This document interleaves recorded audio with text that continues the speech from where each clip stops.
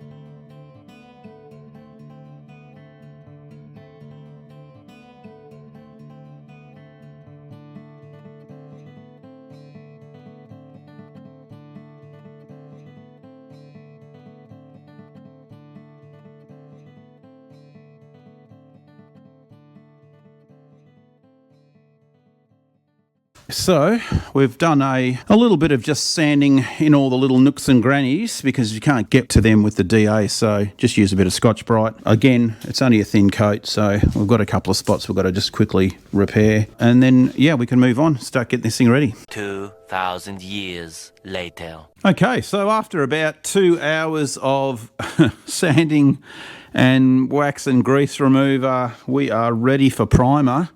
I didn't want to bore you with all that stuff, that's for sure. But yeah, she's looking nice and clean inside now.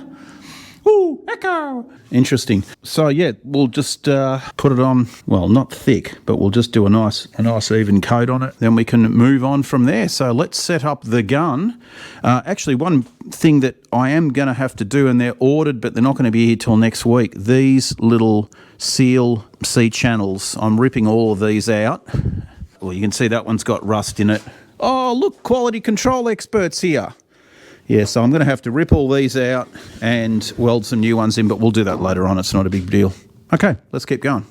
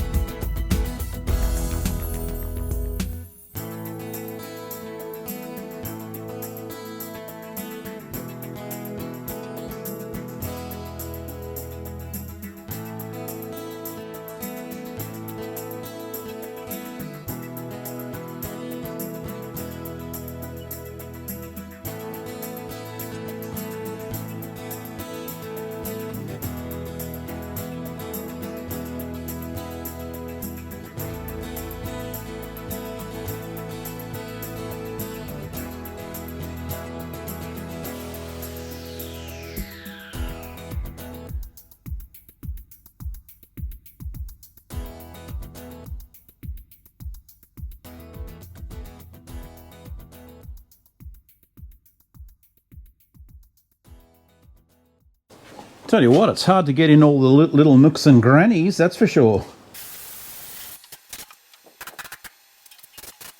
Okay, so after the dust or the spray paint settled, there's a little bit on the ground, but not much. I mean, it's a pretty thick paint, so, you know, looking around here, I don't see any overspray anywhere, so we're pretty good. Now that it's painted, you can see all the dints. Yeah, there's a few, I tell you, and definitely got some work, that's for sure. You know, all the repaired areas you can see there where the stud puller's been a little bit too overzealous with that. But, you know, all in all, it's good having it in one colour because you can really notice what needs to be worked on and what doesn't. The reason I did actually put paint on the roof too is obviously for making sure that things are going to stick to it, like the sound deadening and all that stuff. So you want a good clean surface up there. No dust and stuff later on. Plenty more work to do. We've still got to paint the doors and also the engine lid, which I don't even know where I've put it because there's stuff everywhere. I think it's around here somewhere. There is an engine lid somewhere. Who knows where it is? Anyway, we'll continue on. Righto, guys, we have the doors hung, ready to go, and the engine lid. We're going to quickly get a coat of primer on these guys before it gets dark.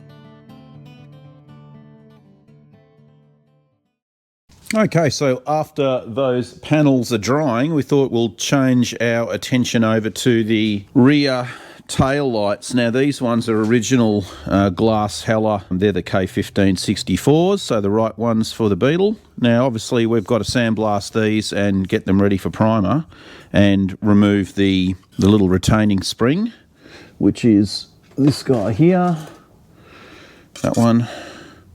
So that one's already been pulled apart, which it's right here. And I'm going to try to keep these because they are the original, and I reckon the chrome to me looks to be okay. They'll probably buff up. We'll see how we go. We'll go and put those onto the linisher and see if we can buff them up on the polisher. So we'll just quickly remove these ones. And they're a little bit stuck, but I just sort of use bend the tabs back a little bit. Like so. That one's actually lost a tab, I think. Yeah, it has, bummer. But they should still work. There we go. Get that out of there. Yeah, I'm sure you can probably buy these chrome insert parts.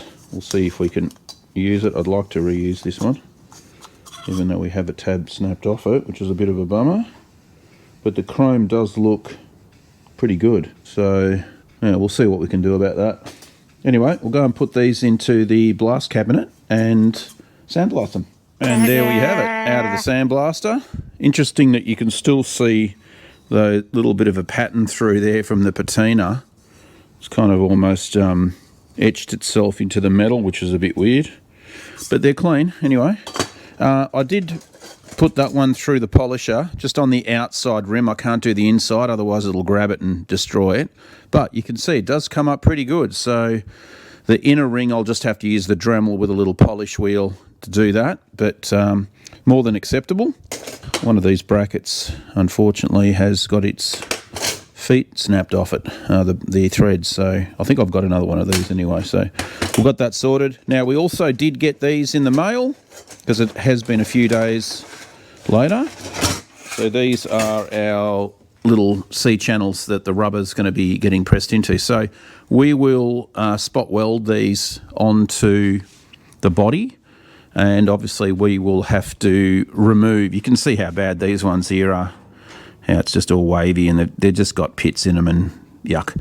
So yeah, we'll rip those off. Hopefully they'll come off fairly easily, and then we can get those welded. Okay, so we're going to get these C-channel rubber sections out. You can see if you look carefully, they've been spot welded all the way along. So this is going to be probably pretty painful, but I'll try my little trick with the pliers and try to do the can opener trick. I don't know if it's going to work or not. Let's give it a go. We might as well start up here and see whether the spot welds are weak enough just to rip this sucker off. So let's have a go.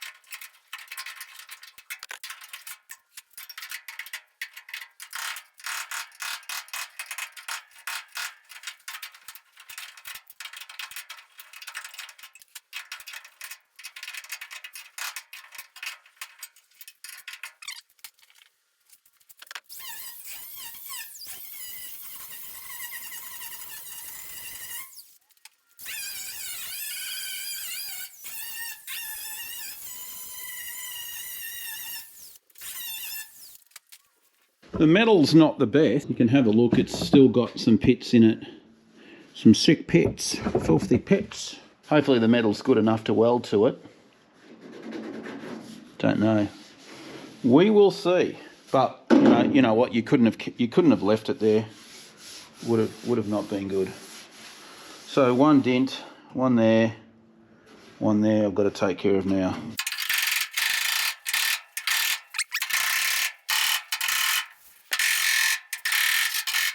Right, onto the front part. Now this is probably the worst of it.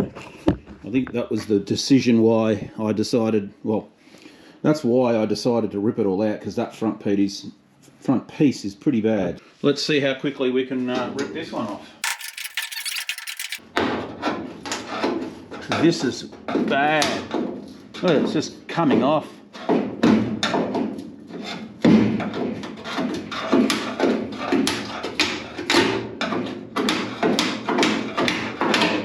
See how quickly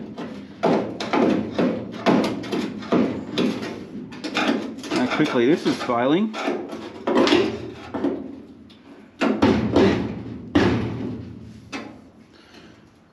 Wow. Okay.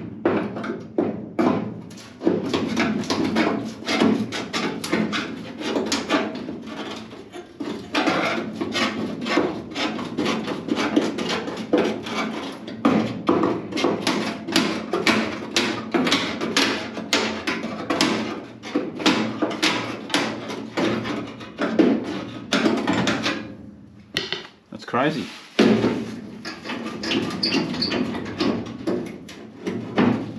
Have to do any,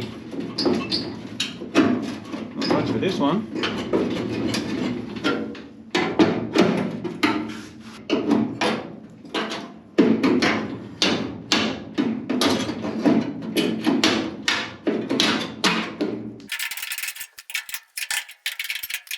That's the easiest thing I've ever pulled off in my life. What you talking about, Willis?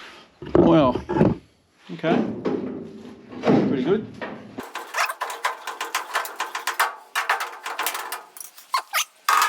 Bit of a dent there we can take care of. All right, we'll give this a flat back as well, clean it up.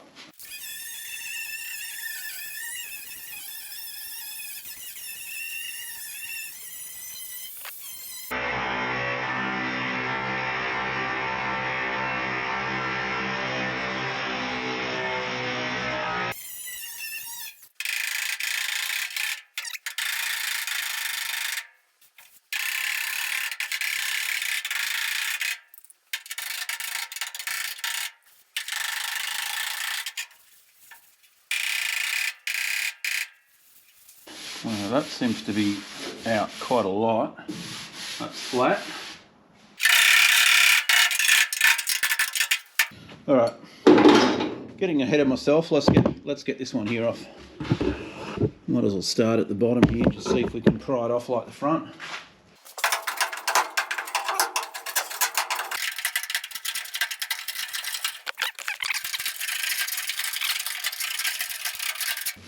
Pretty crazy.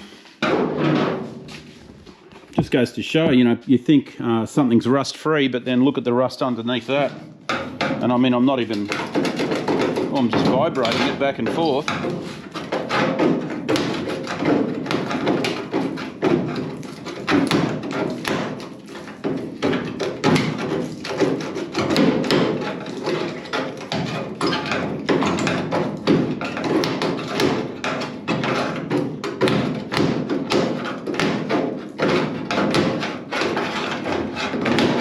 Ridiculous. Butter hook. How easy is that coming off, eh?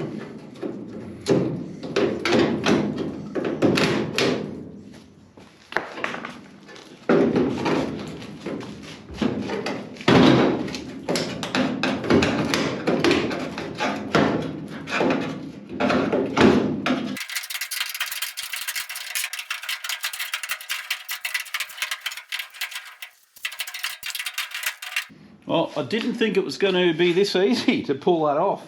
Just goes to show how structurally not sound that was. All right, we'll flap this back again and then go from there.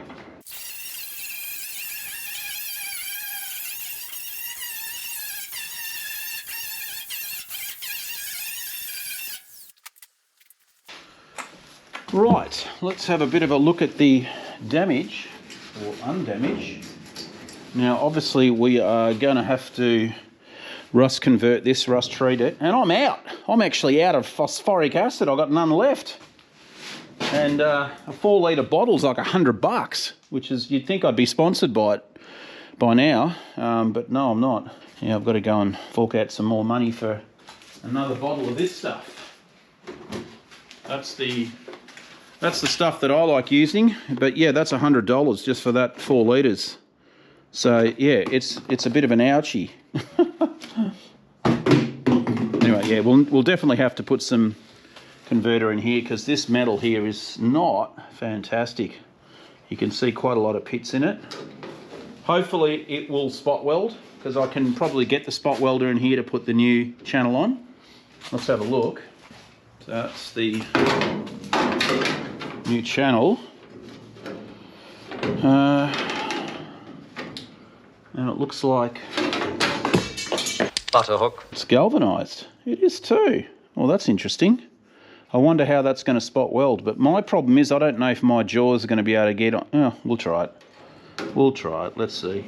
Yeah. Before I go and spot weld this, I will have to do some rust treatment because yeah, I'm not liking just going straight onto that because it's not good. So I just thought I'd put the bonnet or the hood on just to make sure we've got our lines correct on the sides, and they're not good, unfortunately.